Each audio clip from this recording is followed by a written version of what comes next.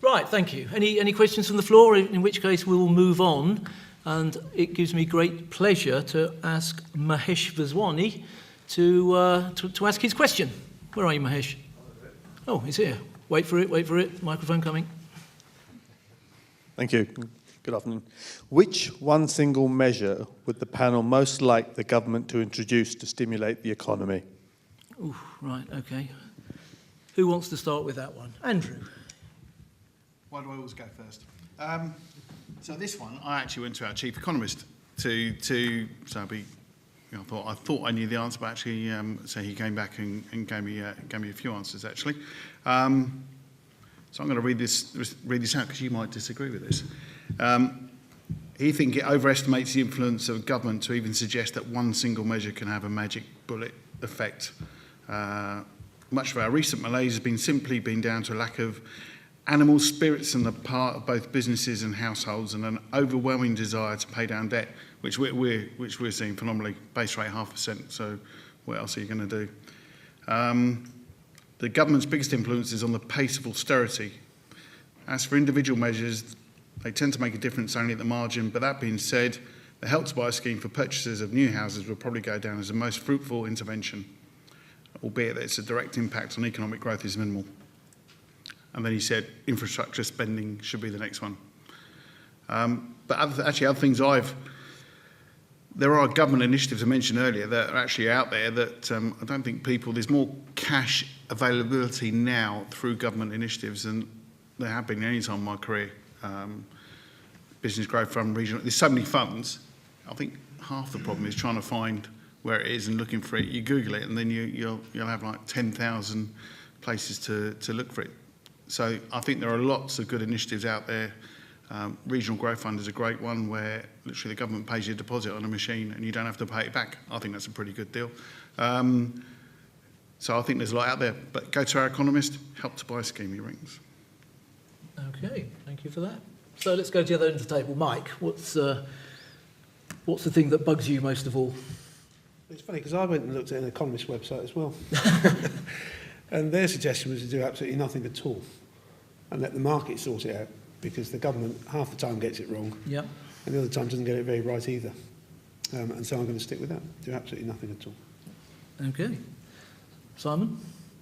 I like that idea, because one of the things that occurred to me when I heard the question was really I'd like the government to stop interfering and let the market sort itself out, which is the same answer.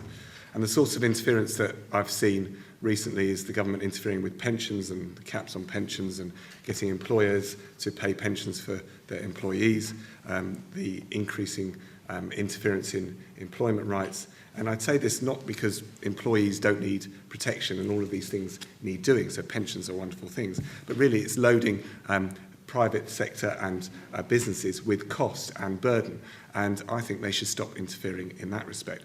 If they are going to interfere, which they will, I think they should do things like have a sensible apprenticeship scheme that's workable. That means that firms can actually take someone on and pay them and teach them the ropes. I think that they should, what did I put down here? We should try and ban out-of-town retailing to try and get more investment back into our towns, because they're becoming ghost towns, trying to get people living in our towns. Don't the punters like out-of-town retailing, though? Well, they might do, but it's at a cost of our town centres, and you only need to go to some town centres and see really there's nothing going on. I think that they ought to let us invest in residential in pensions in some shape or form. So that's ground rents or flats above shops. I think that would help stimulate a lot of investment in certain areas, not in London. And I think things like stamp duty over £2 million is not helpful and doesn't raise much revenue.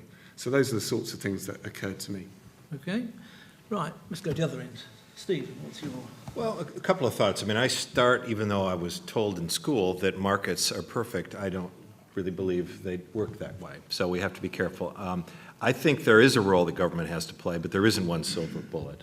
And there's only so much that government can do, and we have to be careful about that. I guess there would be 2 points that I would make on this thing. I think at one level, from a regulatory point of view, government needs to make sure it is creating an environment that encourages enterprise and encourages people to hire, job creation.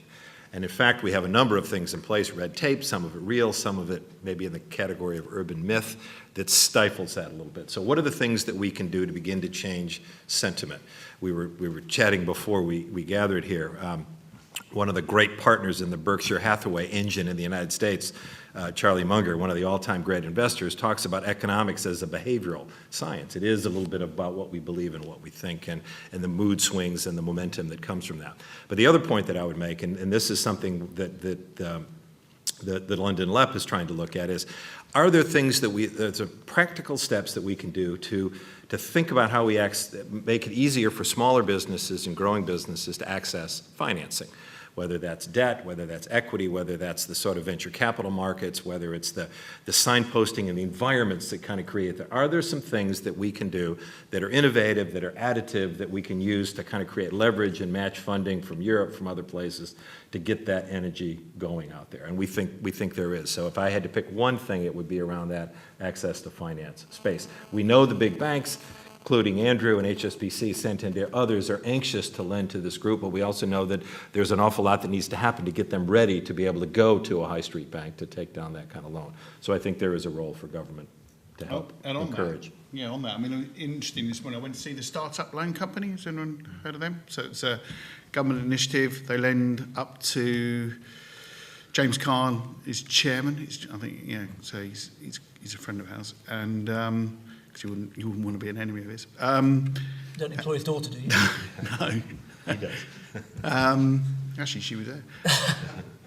But they've done 6,000 startup loans in the last year to young entrepreneurs who have an idea, and they lend them up to about £10,000 at actually commercial rates.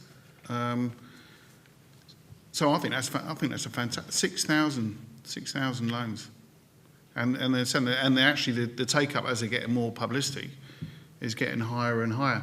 So the interesting conversations we're having is the ones they lent a year ago, which is exactly what you're saying. Are they at the stage where they become into the bank side of things now? So we're talking to them along the lines of what can we do to try and mentor these young entrepreneurs.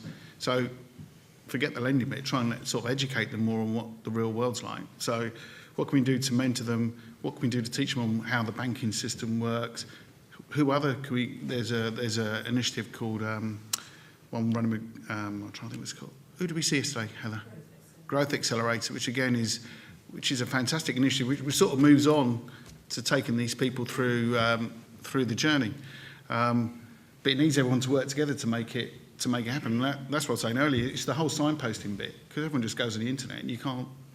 I know my daughter doing her homework just trying to find stuff on the internet. It's a nightmare. So how you signpost that and get everyone together. Plagiarism's pretty tricky nowadays, isn't it? Nick, what's your tip for the day? I think one of the major ones is one that has been highlighted by, which is there are almost too many potential sources of finance, and I think the one I would really like to see get moving is the Business Growth Fund, which was launched with a great song and dance, and every time it makes a loan, there's quite a bit of publicity.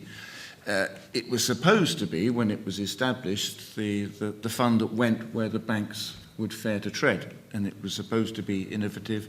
It was explained to me once that it was, for those with long memories, a new investors in industry that later became 3i. I'm still not sure that it actually has put investments in places where the banks wouldn't, in other circumstances, lend. I.e., is it really going where others fear to tread? Did you know the shareholders are?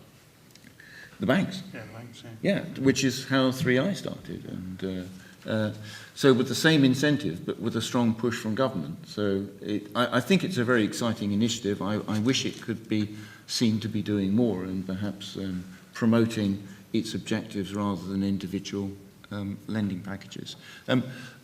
A quite separate suggestion, and it's one for you to think about, Steve, and it was in the States, a major impetus from government was the payroll tax cut, Yep. which had a short-term shot in the economic arm, and people have said to me, this was the right thing at the right time. I wonder why we haven't done it here. No, well, quite. I've written down on my bit of paper, jobs tax.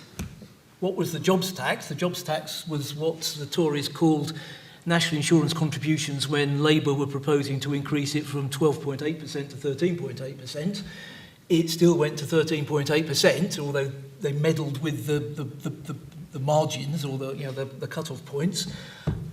My view would be that employers' national insurance contributions should be significantly reduced. When I say significantly, I'd say halved. It seems to me to be an aberration that you impose a tax on employers for employing people when you want to encourage employers to employ people. So that's my view. My other view would be I'd radically simplify the tax system, although I suppose that would be doing myself out of a job. I feel like a turkey voting for Christmas. Anyway, Mahesh, how was that? That's okay? Good. Right, thank you.